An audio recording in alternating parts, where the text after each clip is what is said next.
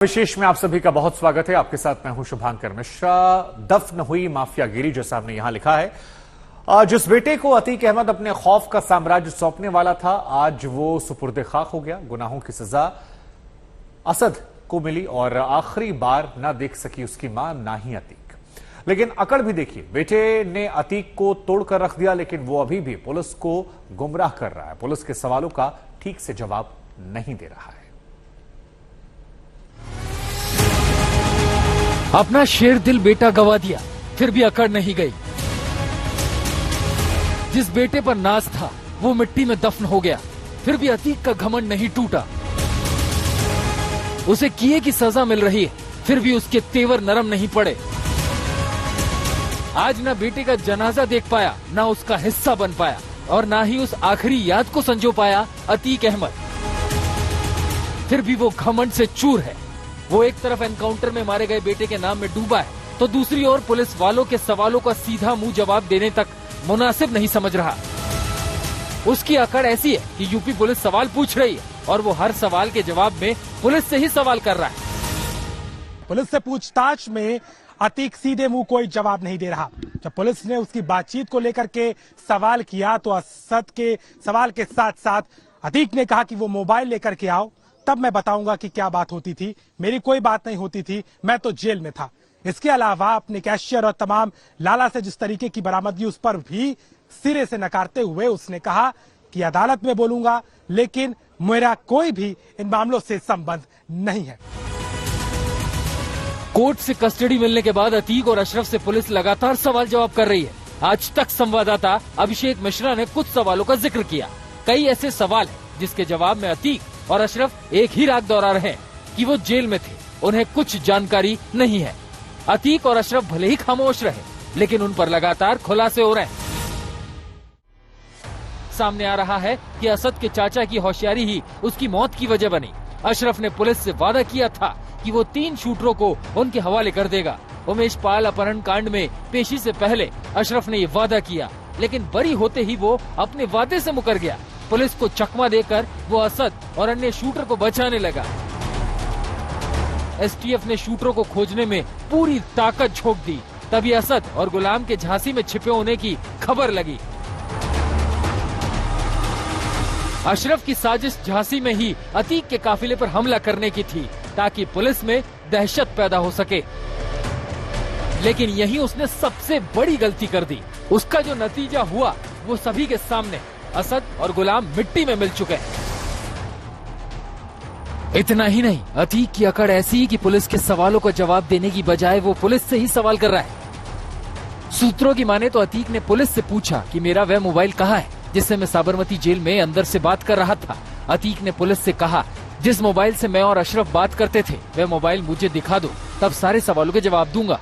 हर सवाल पर अतीक अहमद और अशरफ ने कहा, हमें नहीं मालूम, हम तो जेल में थे। बरेली जेल में असद की मुलाकात पर अशरफ ने कहा कि वो मेरा भतीजा था, मेरा जिगर का टुकड़ा था, अपने चाचा को मिलने नहीं आ सकता। अतीक और अशरफ पुलिस के किसी सवाल का जवाब सीधे तौर पर नहीं दे रहे। वहीं बेटे की मौत के बाद अतीक बहुत कम बोल रहा है। उमेश पाल हत्याकांड के बाद से प्रशासन का शिकंजा कसता जा रहा है। अब खबर है कि अतीक पर यूएपीए के तहत केस दर्ज हो सकता है। यूपी एटीएस ने आतंकी संगठनों और आईएसआई से संबंधों पर लंबी पूछताछ की है। अतीक ने आईएसआई और लश्कर-ए-तैयबा से संबंध स्वीकारे। प्रयागराज से संतोष शर्मा, कुमार अभिषेक, समर्थ श्रीवास्तव, अरविंद ओझा और अभिषेक मिश्रा के साथ आज तक ब्यूरो।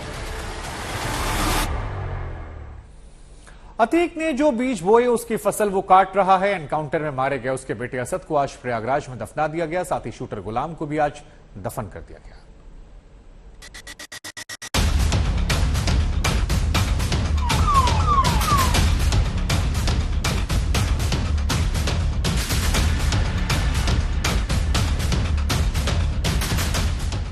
अतीक अहमद का बेटा असद मिट्टी में मिल गया। इसके साथ ही खत्म हो गई उसकी दहशत की कहानी। खत्म हो गया असद का आतंक। अब ना असद है और ना ही उसका खौफ, जो अतीक से भी आगे निकलने को बेताब था। कौन भूल सकता है दहशत की इन तस्वीरों को। 24 फरवरी को इसी असद ने उमेश पाल पर अंधाधुंध गोलियां बरसाई थी। अब वही असद मिट्टी में मिल गया।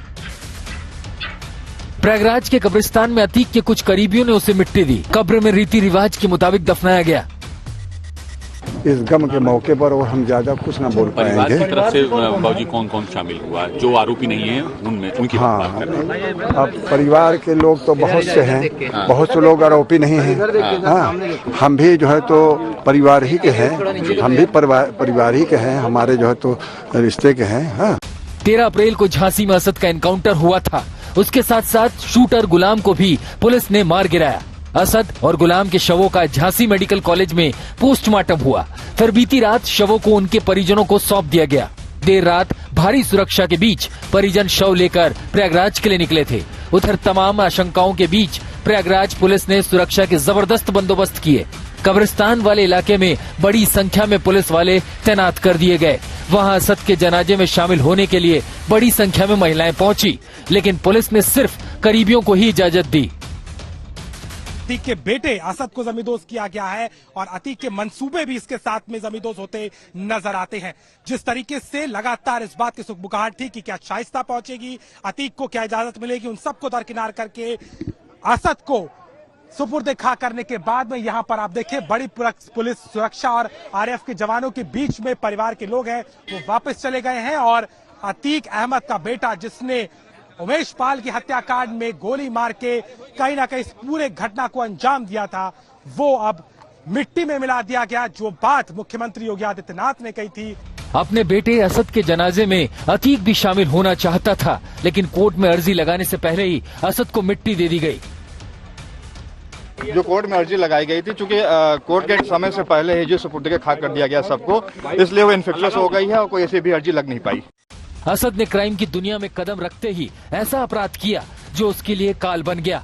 अब खुलासा हुआ है कि उमेश पाल की हत्या के बाद अतीक ने असद को 7 समंदर पार भाग जाने की नसीहत दी थी। अतीक ने असद से कहा था गल्फ कंट्री भाग जाओ, लेकिन पासपोर्ट और अन्य वजहों से ये मुमकिन नहीं हो सका। शाइस्ता परवीन और अशरफ लगातार असद को बचाने में जुटे थे। दोनों पुलिस को चकमा दे रहे थे। खुलासा ये भी हुआ कि अतीक के कहने पर लखनऊ के एक बिल्डर मुस्लिम खान ने 80 लाख रुपए शाइस्ता को पहुंचाए थे। ये पैसा शूटरों को भागने में मदद के लिए दिया गया था। इन तमाम खुलासों के बीच अब असद और उसका आतंक इतिहास बन चुका है। बेटे की मौत के बाद से ही अतीक की बोलती बंद हो गई है। प्रयागराज से कुमार अभिषेक, समर्थ श्रीवास्तव, अरविंद ओझा और अभिषेक मिश्रा के साथ आज तक ब्यूरो। असद आज दफन हो गया, लेकिन सियासत अभी जारी है। असद के एनकाउंटर पर लगातार विरोधी सवाल खड़े कर रहे हैं। अतीक का मुद्दा अब पूरी तरह से सियासी हो चुका है।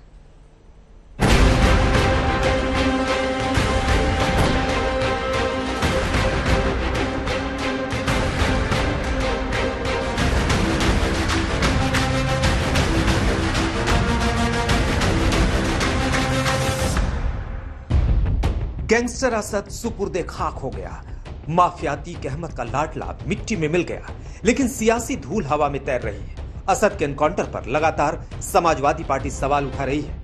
एनकाउंटर को फर्जी बताकर एक वर्ग के जज्बात को भुनाने की कोशिश कर रही है, लेकिन योगी सरकार का साफ कहना है कि कानून व्यवस्था बनाए रखने के लिए जो कुछ हो रहा है उस पर विपक्ष को सवाल उठाने की जरूरत नहीं। कानून अपना काम कर रहा है। मेरा सवाल यह है कि हम विपक्ष पार्टी हैं, हम किसी के साथ नहीं, किसी अपराधी के साथ नहीं है, लेकिन जात के नाम पर, धर्म के नाम पर सरकार भेदभाव क्यों कर रही है? अगर मुख्यमंत्री के स्वजाती लोग हैं तो उन्हें फूल से मारा जाएगा। मुस्लिम नहीं करना चाहिए। देखिए, अभी 2 दिन पहले एक काउंटर पुलिस ने किया था पश्चिम उत्तर प्रदेश में, तो इस प्रकार के अपराध को देखा जाना चाहिए कि अपराधी है और कभी भी इससे कम्युनल बातें नहीं करनी चाहिए प्रदेश में। समाजवादी पार्टी ही नहीं, ओवैसी भी एनकाउंटर को सियासी रंग दे रहे हैं। बीजेपी सरकार को हर बात पर पानी पी पी कर कोसने वाले असदुद्दीन ओवैसी ने असद मामले में यूपी पुलिस की थ्योरी को फिल्मी कहानी करार दिया। जो सो कॉल्ड एनकाउंटर है वो नहीं होना चाहिए। यकीनन उमेश पाल हो, राजू पाल हो, हमारे को उनसे हमदर्दी है क्योंकि उनकी हत्या की गई उन लोगों की।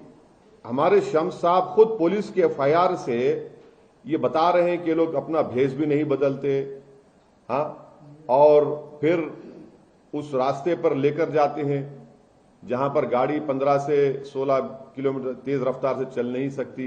एफआईआर में कहा जा रहा है कि पीछे से टीम आई, पीछे से दीवार है। लेकिन यूपी के डिप्टी सीएम केशव प्रसाद मौर्य कह रहे हैं कि सीएम योगी की अगुवाई में बाहुबलियों का सफाया जारी रहेगा, जिसे सवाल उठाना है वो उठाते रहे। तो कई सारे सवाल हैं, कहीं खुशी की लहर है, कहीं अपनी तारीफ की जा रही है। कुल मिलाकर यह मामला सुर्खियों बना हुआ है।